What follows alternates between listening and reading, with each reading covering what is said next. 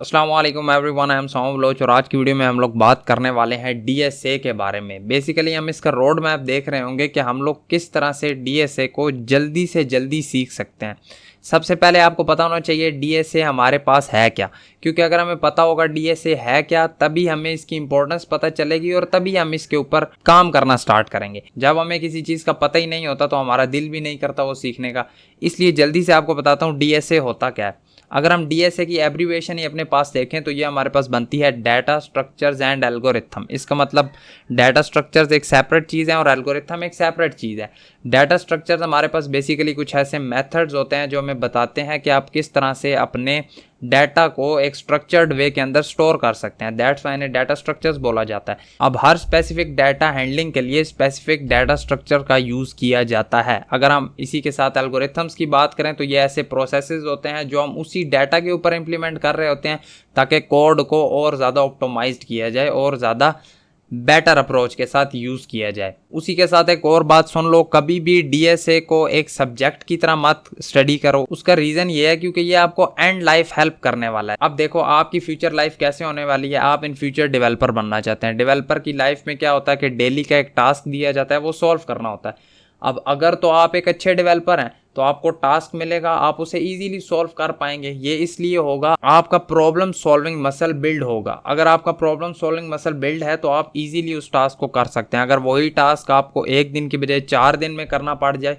तो तब आपके लिए इशू है, आपकी अपनी मेंटल लाइफ ही डिस्टर्ब होगी। दैट्स वाई अगर आपका डीएसए स्ट्रॉन्ग है तो वो आपको आपकी जर्नी के अंदर बहुत ज़्यादा हेल्प करने वाला है। इसलिए इसे जस्ट सब्जेक्ट की तरह मत करना, इसे बहुत स्ट्रगल के साथ बहुत एफर्ट के साथ करना ज़रूरी है। अब अगर हम देख लें हाउ टू स्टार्ट डीएसए, देखो जब भी डीएसए स्टार्ट किया जाता है तो कोई हमें पहले एक स्पेसिफिक लैंग्वेज चूज़ करनी होती है। उसके लिए या तो C++ करो या जावा करो या पाइथन करो।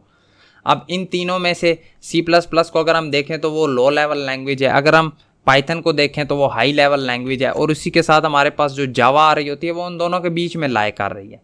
अब लेकिन एक बात यहाँ पर देख लो, अगर आप C++ के साथ जाते हो तो वो सबसे बेस्ट रहेगी आपके लिए। उसकी रीज़न क्या है, क्योंकि देखो सबसे डिफ़िकल्ट लैंग्वेज है लेकिन अगर आपको वो आ गई आपके लिए बाकी सारी लैंग्वेजेस हल हैं। मैंने खुद अपना डीएसए C++ के अंदर किया और उसके बाद अल्हम्दुलिल्लाह से मैंने 10 दिन के अंदर अंदर जावास्क्रिप्ट के ऊपर ग्रिप कर ली थी। उसकी रीज़न ये थी कि मुझे C++ आती थी, वही चीज़ें यहाँ पर थी, बस सिंटैक्स चेंज था।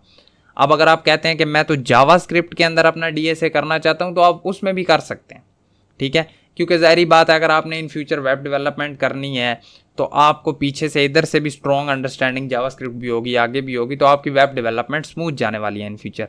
किसी भी लैंग्वेज में डीएसए करने का कोई इशू नहीं है, क्योंकि देखो वही स्पेसिफिक स्ट्रक्चर्स हैं, वही एल्गोरिथम्स हैं जो इंप्लीमेंट करने होते हैं। सिंटैक्स कोई भी हो हम लोग इजीली इंप्लीमेंट कर सकते हैं। अब फॉर एग्जांपल आप कहते हैं मैंने ये लैंग्वेज चूज़ कर ली और वो लैंग्वेज C++ थी फॉर एग्जांपल, और अब आपने इस लैंग्वेज के सिंटैक्स को बहुत ज़्यादा स्ट्रॉन्ग करना है। आपने 2 से ढाई वीक लगाने हैं अपनी लैंग्वेज के बेसिक्स को स्ट्रॉन्ग करने के लिए। अब आपके पास टाइम है कि आप इसके A to Z अंडरस्टैंडिंग लें। मतलब आपसे C++ के अंदर से कोई कुछ भी पूछ ले तो आपके पास उसका आंसर होना चाहिए। इतनी आपने कोशिश करनी है कि आप उसकी अंडरस्टैंडिंग कर लें, क्योंकि रीज़न ये है कि जब आप डीएसए को स्टार्ट करेंगे तो आपको स्ट्रक्चर सीखने पड़ेंगे।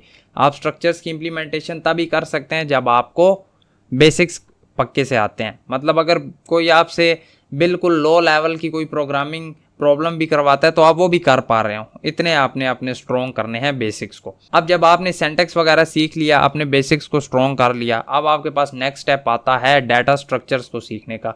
डाटा स्ट्रक्चर्स को हम आगे 2 पार्ट में डिवाइड कर लेते हैं। एक हमारे पास होते हैं बेसिक डाटा स्ट्रक्चर्स, दूसरे हमारे पास होते हैं एडवांस्ड वाले। अगर हम बेसिक्स की बात करें तो इसके अंदर हमारे पास arrays, link list, stack, queue आ रहा होता है। अब इनको आपने अच्छे तरीके से करना है। आपने इनकी बेसिक इंप्लीमेंटेशन भी करनी है और उसी के साथ आपको इनके यूज केस भी पता होने चाहिए। मतलब आपको पता होना चाहिए अगर हमारे पास कोई लास्ट इन फर्स्ट आउट वाला सिनेरियो बन रहा है तो हम वहां पर स्टैक का यूज करेंगे, अगर फर्स्ट इन फर्स्ट आउट वाला सिनेरियो बन रहा है तो वहां पर हम क्यू की इंप्लीमेंटेशन करेंगे। तो इस तरह से आपने इन चीज़ों को देख लेना है। अब जब आप बेसिक डाटा स्ट्रक्चर्स को सीख लेंगे, now it's time to jump on advance data structures. Advance data structures में हमारे पास आ रहे होते हैं ग्राफ हो गया, ट्री हो गया, हैश टेबल हो गया, हीप हो गया, इस तरह के हमारे पास डाटा स्ट्रक्चर्स आ रहे होते हैं। अब आई नो ये सीखने में मुश्किल होते हैं, लेकिन ट्रस्ट मी अगर आपने सीख लिए तो ये आपकी प्रॉब्लम सॉल्विंग स्किल को नेक्स्ट लेवल पर लेकर जा सकते हैं। अब जैसे ही आपने डाटा स्ट्रक्चर्स को देख लिया, now it's time to jump on algorithms. Algorithm का भी स्टार्ट हम कुछ इसी तरह लेंगे जिस तरह हमने कहा था कि हम बेसिक डाटा स्ट्रक्चर्स को पहले करेंगे, टफ वाले को बाद में करेंगे। तो एल्गोरिथम्स में भी आपकी कोशिश होनी चाहिए कि आपका स्टार्ट कहाँ से हो, सॉर्टिंग और सर्चिंग एल्गोरिथम से। ठीक है, आप इसके अंदर देख रहे होंगे मर्ज सॉर्ट क्या है, सिलेक्शन सॉर्ट क्या है, बबल सॉर्ट क्या है, क्विक सॉर्ट क्या है, और साथ ही आप बाइनरी सर्च वगैरह को भी एक्सप्लोर करेंगे। अब जैसे ही आप ये कर लेंगे, आपका नेक्स्ट स्टेप होगा आप रिकर्जन और बैक ट्रैकिंग को देख लें। अब इन्हें क्यों ज़रूरी है, ये चीज़ें देखनी क्यों ज़रूरी हैं, उसकी रीज़न ये है कि ये हमारे पास बिल्कुल बेसिक्स हैं एल्गोरिथम्स के। अगर आपको ये आ गए तो आपको खुद के ऊपर कॉन्फिडेंस आने लग जाएगा, प्लस आपको साथ पता चल जाएगा कि ठीक है एल्गोरिथम्स का क्या मतलब है और ये किस तरह से काम कर रहे होते हैं। अब जब आपका यहाँ पर कॉन्फिडेंस बिल्ड होना स्टार्ट हो गया, now it's time to jump on advanced level algorithms, जहाँ पर आप लोग सीख रहे होगे कि डायनेमिक प्रोग्रामिंग क्या होती है, ग्रीडी एल्गोरिथम्स कौन से होते हैं। अगेन से डीपी समझने में इनिशियली मुश्किल लगता है, लेकिन अगर आपको ये आ गया तो आप किसी भी प्रॉब्लम को ईजीली सॉल्व कर सकते हैं। ठीक है, अब यहाँ पर इस स्टेज पर आने के बाद आपको बेसिक्स आते हैं, आपको डाटा स्ट्रक्चर्स आते हैं, आपको एल्गोरिथम्स आते हैं। जब आपको ये सारी चीज़ें आ गई, अब आपका नेक्स्ट स्टेप है कि आपने अब प्रैक्टिस करनी है। ठीक है, वैसे तो अगर असूलन देखा जाए तरीका कुछ इस तरह होता है कि जो आप डाटा स्ट्रक्चर सीखेंगे आप कोशिश करेंगे कि उसकी साथ साथ इम्प्लीमेंटेशन करते जाएं। मतलब जो जो आपने स्ट्रक्चर सीखे उनकी बेसिक इम्प्लीमेंटेशन होनी चाहिए, जो मैंने आपको बताया, और साथ यूज़ केस भी पता होना चाहिए। ये चीज़ हम पहले देख चुके हैं। अब जब एल्गोरिथम्स पर आप लोग आएंगे तो अगर आपने मर्ज सॉर्ट सीखा तो अब आपको चाहिए कि आप उसकी इम्प्लीमेंटेशन करें, आप उसके प्रॉब्लम एक दो सॉल्व करें। अगर आप बबल सॉर्ट सीखते हैं तो प्रॉब्लम्स एक दो सॉल्व करें। जब आप जो जो साथ साथ टॉपिक करते जाएं और उसी के साथ पिछला टॉपिक भी और अगला टॉपिक भी, उनकी इकट्ठे से प्रैक्टिस करें। ठीक है, ये एक अप्रोच होती है। अगर आपने एक टॉपिक किया आप उसकी प्रैक्टिस करते हैं, अगले दिन आपने दो टॉपिक किए, मतलब पिछला भी था अगला भी था, अब दो हो गए, दो की प्रैक्टिस करो। उससे अगले दिन तीसरा टॉपिक सीखा तो अब तीन की प्रैक्टिस करो। इससे ये होता है कि आपके अंदर ये चीज़ नहीं आ रही होगी कि यार मैं अगला टॉपिक करता हूँ पिछला भूल जाता हूँ, अगला करता हूँ पिछला भूल जाता हूँ। एक ये टेक्निक होती है। इस तरह से करते हुए जब आप लोग सारे टॉपिक्स को करके आ जाएंगे, अब आपके पास टाइम है कि आप लोग और प्रैक्टिस करें जस्ट क्वेश्चंस की, क्योंकि अब आपका लर्निंग फेज एंड हो चुका है। Now it's time to do practice. अब आप लोग क्या करेंगे कि आप लीड कोड पर जा सकते हैं, या फिर आप अगर चाहें तो आप हैकर रैंक, कोड वार्स, हमारे पास इस तरह के बहुत से प्लेटफॉर्म हैं जिनके ऊपर आप लोग जाएंगे और आप लोग क्वेश्चंस की प्रैक्टिस करेंगे। अब वैसे भी अगर आप लोग गूगल के ऊपर सर्च करते हैं डीएसए प्रॉब्लम्स टू सॉल्व, तो आपके पास स्ट्रक्चर्ड वे के अंदर प्रॉब्लम्स आ रही होंगी, स्पेसिफिक चीट शीट्स भी बनाई होंगी जिसके ऊपर लिखा होगा कि ये क्वेश्चंस कंपनीज के अंदर ज़्यादा पूछे जाते हैं, आप लोग ये वाले कर लें। उसके अलावा अगर हम दूसरे रिसोर्सेज की भी बात करें ना, तो बेसिक्स वगैरह सीखने के लिए आप W3 स्कूल्स को भी एक्सप्लोर कर सकते हैं। ठीक है, वहाँ से आपको बेसिक्स की स्ट्रॉन्ग नॉलेज हो जाएगी। आप MDN के ऊपर जा सकते हैं, आप यूट्यूब से कोई ट्यूटोरियल देख सकते हैं।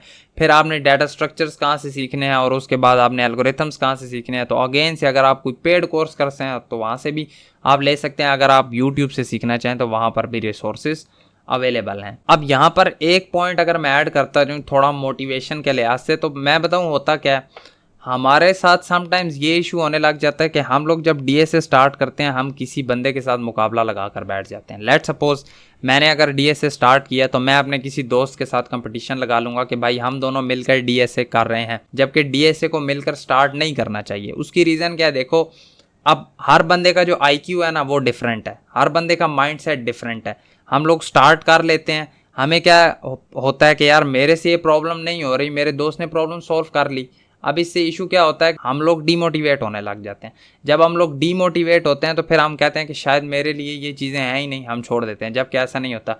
हमेशा जब डीएसए आपने करना है तो आपने खुद को खुद के साथ कंपेयर करना है। मतलब अगर उसामा डीएसए सीख रहा है तो इसे चाहिए कि ये खुद को एक मंथ पुराने उसामा के साथ कंपेयर करे कि यार 1 महीना पहले मैं कोडिंग में कैसा था और 1 महीना बाद मैं कैसा हूँ, उस टाइम मेरी प्रॉब्लम सॉल्विंग कैसी थी और आज मेरी प्रॉब्लम सॉल्विंग कैसी है। जब हम खुद को खुद के साथ कंपेयर करेंगे तो तब हमें अपने अंदर डिफरेंस नज़र आएगा। अगर हम किसी और के साथ करेंगे तो हमें नहीं डिफरेंस नज़र आएगा। उसकी रीज़न ये है, आप देखो हो सकता है उस बंदे का जो IQ लेवल है वो आपसे ज़्यादा हो, क्योंकि देखो कुछ बंदे ज़हीन होते हैं, कुछ बंदे इतने ज़हीन नहीं होते। अब जो ज़हीन है वो उस चीज़ को पहले पिक कर लेगा, जो थोड़ा सा एवरेज है मेरी तरह का उससे ज़्यादा टाइम लगेगा।